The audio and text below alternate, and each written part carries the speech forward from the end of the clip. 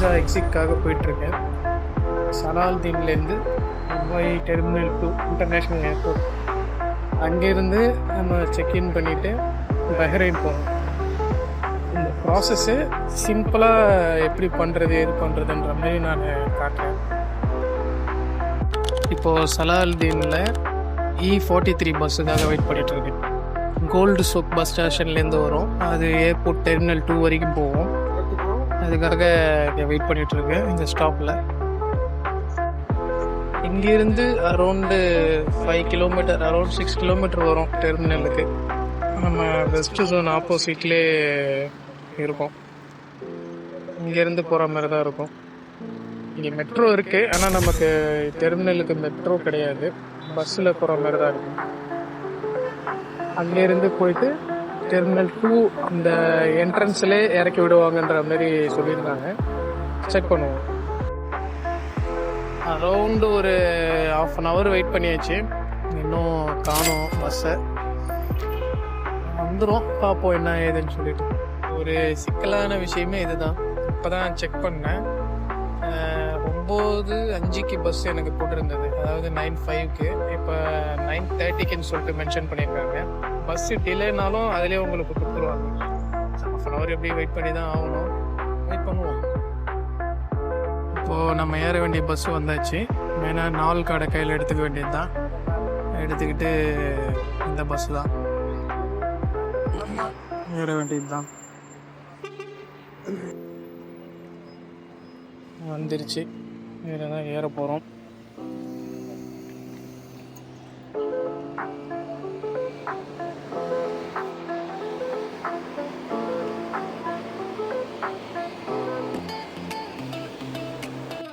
இதில் உங்களுக்கு மேலே தெரியுது, அந்த டிஸ்பிளேல தான் வந்துட்டு நம்ம எந்தெந்த ஸ்டாப்பில் எந்தெந்த நேரத்தில் இறங்குவோம் அப்படின்னு சொல்லிட்டு காமிக்கும்.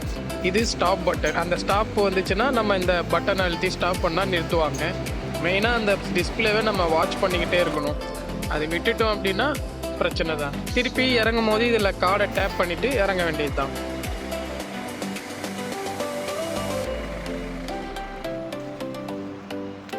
டிபார்ச்சருக்கு வந்தாச்சு. Terminal 2 Dubai international airport.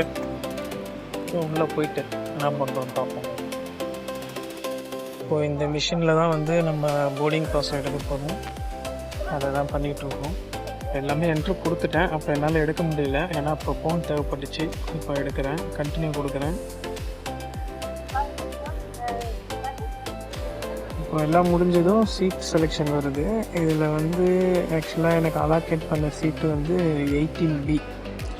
அது வந்து இங்கேருந்து நம்ம இதுக்கு போகிறதுக்கு பஹ்ரைனுக்கு, திருப்பி பஹ்ரைன்லேருந்து துபாய் வர்றதுக்கு அது ஒரு ஃப்ளைட் துபாய் தான், FZ028. அதில் ஃப்ளைட் நம்பர் E இது எனக்கு கொடுத்துருக்கு. இது எல்லாமே கன்ஃபார்ம் பண்ணிவிட்டு நம்ம கண்டினியூன்னு கொடுத்தாக்கா போர்டிங் பாஸ்ஸு நம்ம மெசேஜ் வந்துடும். அதை காட்டி போய் நம்ம செக்இனில் கொடுத்து வாங்கிக்க வேண்டியது தான். இந்த ப்ராசஸ் கொஞ்சம் க்ரிட்டிக்கலு, நம்ம தான் கொஞ்சம் கேர்ஃபுல்லாக பண்ணுற மாதிரி இருக்கும்.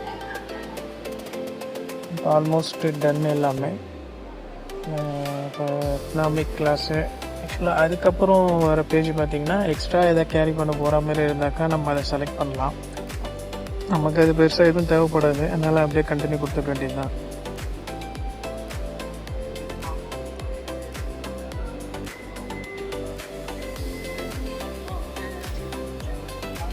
போர்டிங் ஹாஸ் கன்ஃபார்ம் வந்துருச்சு.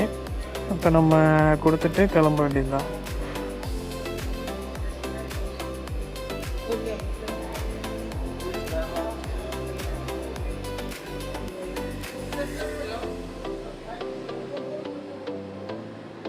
செக்இன் முடிஞ்சிடுச்சுன்னா இங்கே வந்து பேகேஜ் போடுறதா இருந்தால் போடலாம். நம்ம பேகேஜ் எதுவும் இல்லாததால் டைரெக்டாக வந்து அந்த கேட்டுக்கிட்ட போயிட வேண்டியது தான்.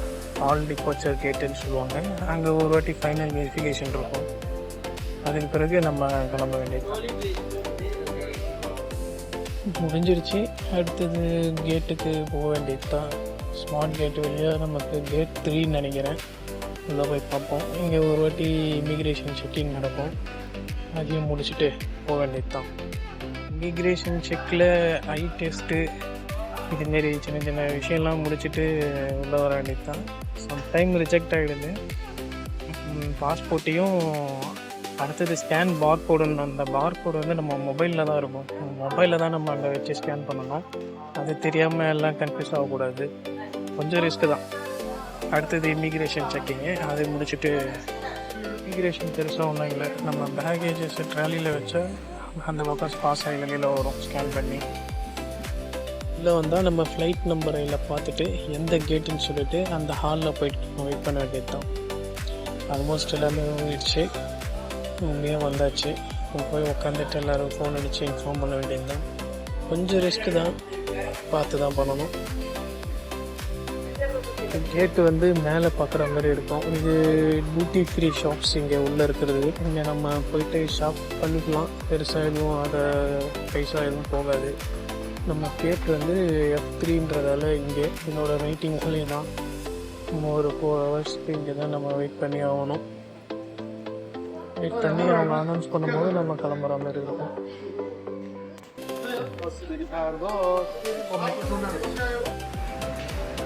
வெயிட்டிங் ஹாலில் வந்து உட்காந்தாச்சு.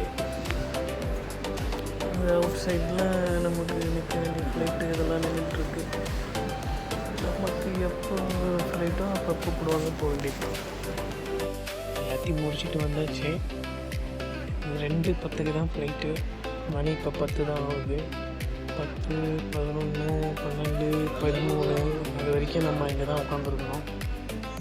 இங்கே ஒரு சார்ஜர் போட்டுக்கிட்டு வந்து உட்காந்தாச்சு.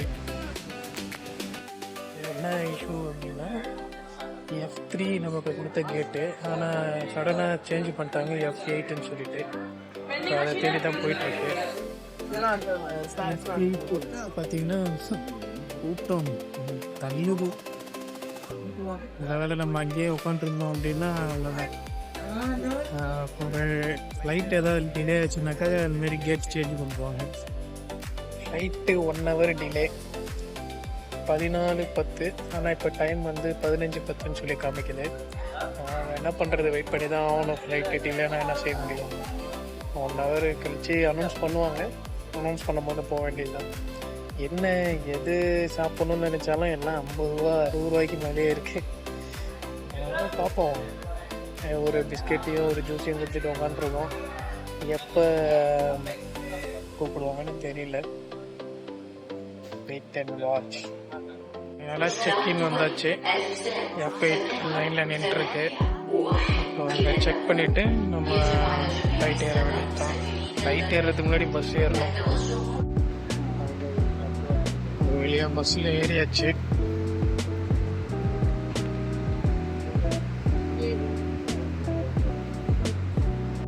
பஸ்ஸில் ஏறிட்டேன். இப்போ போயிட்டு ஃப்ளைட்டில் ஏற வேண்டியது தான். அடுத்தது ஃப்ளைட்டில்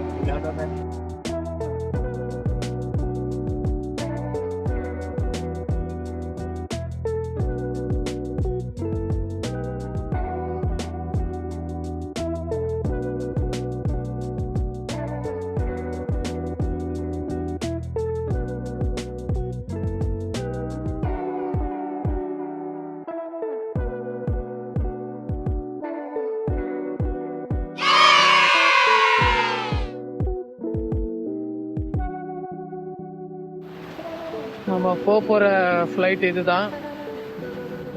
அதாவது நான் போகிற ஃப்ளைட்டு. எல்லாம் ஏறுறதுக்கு ரெடியாக நிற்கிறாங்க.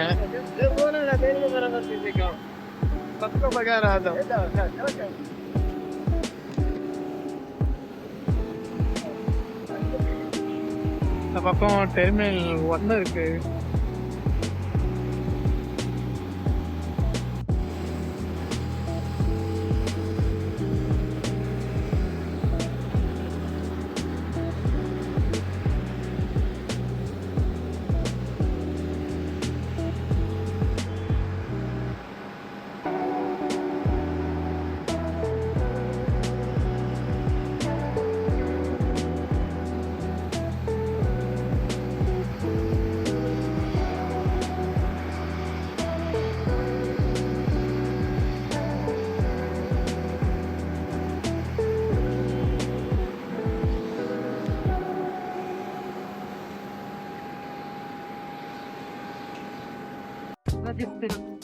வந்தாச்சு.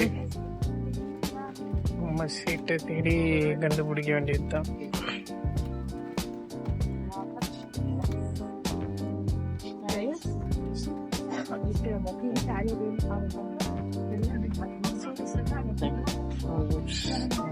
ஓகே.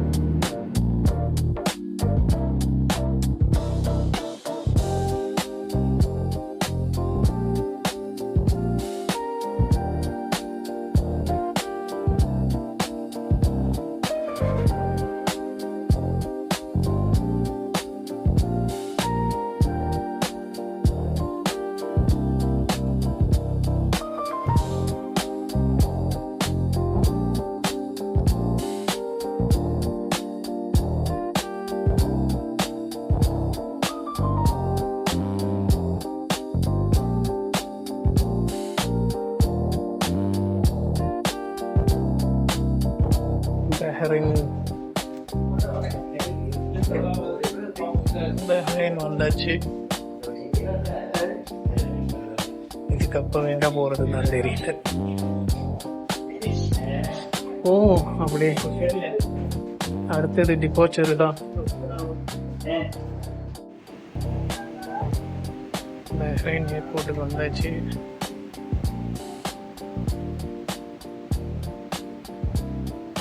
அடுத்து என்னன்னு தான் தெரியல. ட்ரான்ஸ்ஃபர்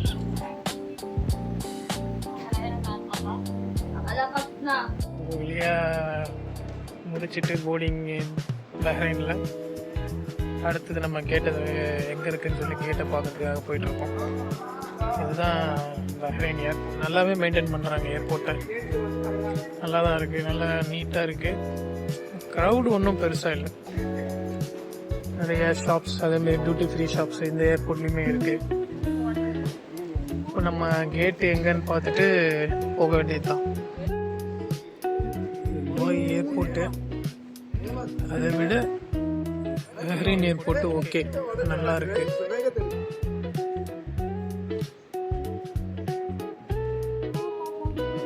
நம்ம 16A அங்கே போனோம். அது எங்கே இருக்குன்னு தேடி தான் போகணும். இந்த பக்கம் போட்டிருக்கு 16A கேட்டு 1 to 16 மேலே. மேலே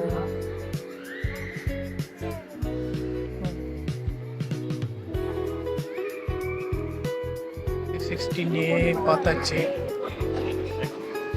உட்காரதான் இடம் இல்லை.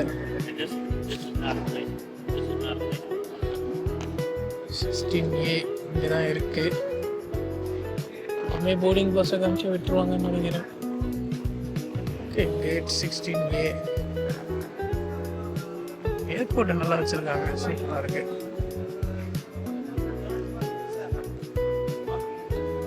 உட்கார தான் இடம் இல்லை. எங்கே போய் உட்காருறது? ஒரு இடம் பார்த்தாச்சு, சோஃபா உட்காந்து.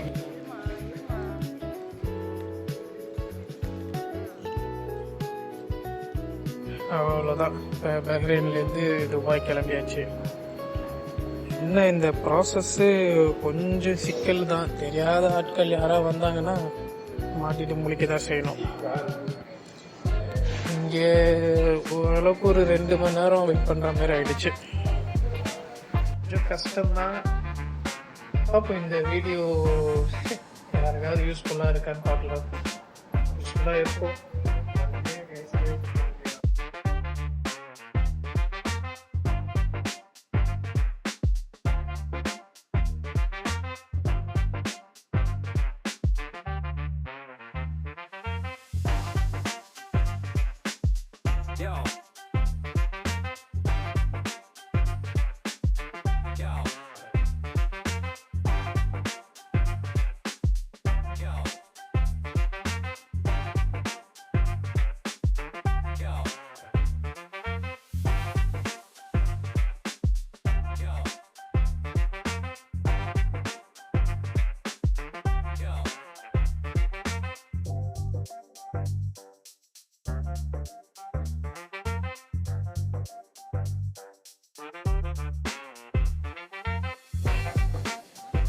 காலையில் 10 மணிக்கு இங்கேருந்து போனது.